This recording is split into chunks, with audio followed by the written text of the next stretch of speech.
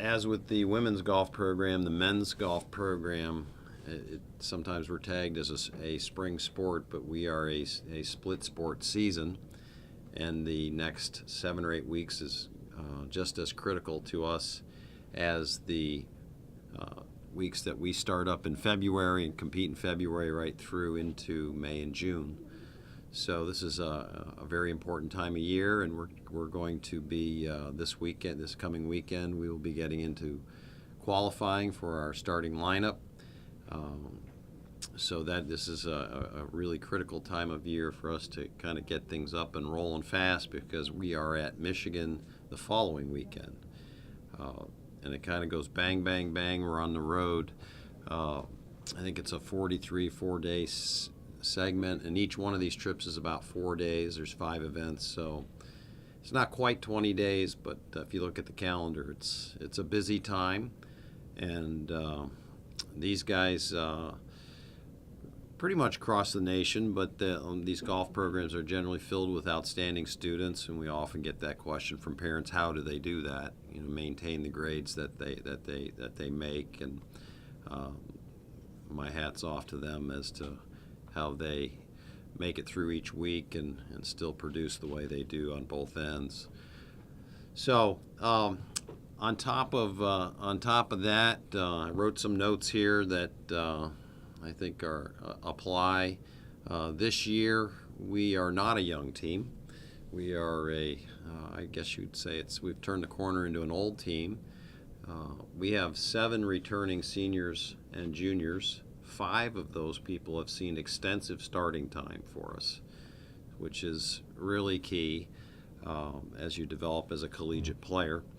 The other piece there that's exciting for us to talk about are some of the things that happen in our sport over the summer outside of representing the university. These guys play summer golf schedules and do some nice things that you may see on our website every now and then, and some of it doesn't even make the website. And to my right here, Xander had just a tremendous June and July, and you may want to ask him some questions, but Xander grew up a public golf course player, and we have other people on our team that are public golf. There's a difference between a private membership club player and a private, we call it public links player, and Xander falls into the public links category. So a lot of his events, you'll see that he's playing public links. Another style of tournament that you can play in is called an open, which means you're playing against professionals and amateurs. So those are good to define. So Xander headed out of here this past May and got into his summer schedule, and he plays a event in New York City called the New York City Amateur. And this year, Xander was the champion of the New York City Amateur. You can imagine the numbers of people that are available in the New York City area to be filling the field, and filled with a lot of outstanding players. And Xander just played tremendously and won the New York City Amateur. He also won a tournament in his hometown. He says he's from Queens, but this is the, am I correct, the Brooklyn Amateur? Open. Brooklyn Open, okay. So there's your Open. He won that, and a few weeks later, he won the Metropolitan Golf Association Public Links Championship. So Xander was on a huge hot streak in New York City this past June and July, and built a bit of a name, I'm sure, around town for himself, although Xander is well known to the folks there. I had the privilege of doing a little recruiting this summer at the New York State Amateur, and Xander was also in the field, and got a chance to kind of see him. And Xander nearly won the New York State Amateur. He was one shot after 72 holes. He was one shot out of winning the New York State Amateur. So on top of that, and I think in all fairness, these guys try to qualify for the United States Open, the United States Amateur, and in Xander's case, attempts and did last year qualify for, not this past summer, but the previous summer for the United States Public Links Championship. And I know, and I don't recall your open scores, but I know in the United States Amateur and the United States Public Links qualifiers, he did extremely well, just got edged out. So nearly every time Xander teed it up this summer, he was producing something pretty special. We have another fellow on our team who's a junior. His name's J.D. Dornis. And he qualified this summer for a prestigious amateur tournament called the Susquehanna down in Johnstown. It's a national event.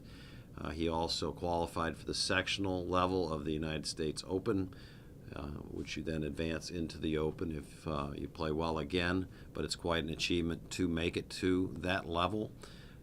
He also played in one of the top amateur tournaments in the country this past summer, and after 2 rounds, J.D. was in the lead of the qualifying segment to the match play. He was in first place, kind of getting some national news, and that is the North-South Amateur at Pinehurst in North Carolina. J.D. also qualified for the second year in a row for the United States Amateur, which is extremely difficult to do. So that's just a couple of guys. We can go through many more things, but those guys really achieved this past summer, and we're hoping that they can keep things rolling, and I know they will through this fall season and throughout the year. We are adding 2 freshmen who had exceptional summers, and that is Cole Miller and Josh Reinhardt.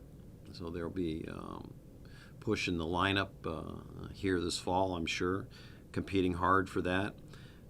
I will also say in an opening segment, as far as questions you may be interested in asking, we set up our schedule in golf. It's not given to us. So as a head coach in the sport of golf, you set up your schedule. It's not a conference schedule that's given to you. And this year, we have set up a schedule that, as I gaze through this, when we head up to Michigan next week, we were there last year. When we head to East Tennessee, an outstanding tournament, we've been there the last 2 years. We will head to Georgetown again for I don't know how many consecutive falls we've been there. When we head to Florida State in the spring, we were there last year. We will go back to Ohio State, and we're going to play at Kingsmill, the William & Mary event again. So you have 6 events out of a schedule of approximately 10 events where we're going to go to the same venue. And if you watch tour players, that's a lot of what they do. They'll return to the same venue. Familiarity is important, so as guys age, if they use that familiarity, you've got an outstanding chance. We go to 3 of our events are at neutral sites. The Wake Forest site is a brand new site this year to all teams, a very prestigious event in the mid-fall. And our Big Ten match play is changing sites, so that'll be neutral to everyone. And our Big Ten championship is also changing its neutral sites, so we feel like we're going to be on an even keel there. We'll host our Rutherford in April once again, and a new tournament to these guys. We're going to be at Wolf Run in our second event of the new year, and that is an event that I've been to, and we have had some good outcomes there in the past over north of Indianapolis. So that kind of concludes my notes and opening statements. What questions might you have for Xander or myself? You covered a lot with the summer tournaments. Mm-hmm. Houston also was in the USAM. I think I asked you this question just about every year, but how proud are you to see your guys hit that level of national, even international competition? Yeah, it's always exciting to you never take it for granted that someone's going to make it, and we had 2 and almost 3, 4 this year. It's like Xander experienced at the public links. When you go to that level, you're head to head with guys that are on TV later in the week. You come back enriched with who you've been going head to head with, whether you're qualifying or post qualifying. So it's a tremendous experience. It's an extraordinarily well run event. It's just up another level, and you can really tell when you're there. You know, it's the excitement's in the air for sure. So it means a lot to us, and those guys who come back from these events, they talk and share with teammates and inspire them to qualify for the same events the following year. So it has a pretty strong value. Xander, what's the experience like for you? How is it different from a college tournament as far as the way you approach anything on the course? Over the summer, or you're like the Met or any of the Opens over the summer. I mean, I try to approach it the same way. I try to keep it consistent throughout the year. You know, just with warm up and everything, you know, you just try to keep it the same because we play so many events through the year. So you want to get there at the same time. You want to have a routine, and then you try to have the same mindset. So try to really just keep it consistent through the year. Do you try to focus on anything personally with your game? Yeah, I worked a little bit. The first month I got home, like really, you know, grinded it out and tried to really work on some technical stuff. But throughout the summer, I mean, I was talking to Coach about this. It's really just about confidence. I mean, once you get that confidence, you just keep it. If you can keep it rolling, I mean, that's what golf is. It's all about confidence. If you believe in yourself, you know, you can. That's the biggest thing. So really, just keeping that and moving forward with that is the most important thing to me.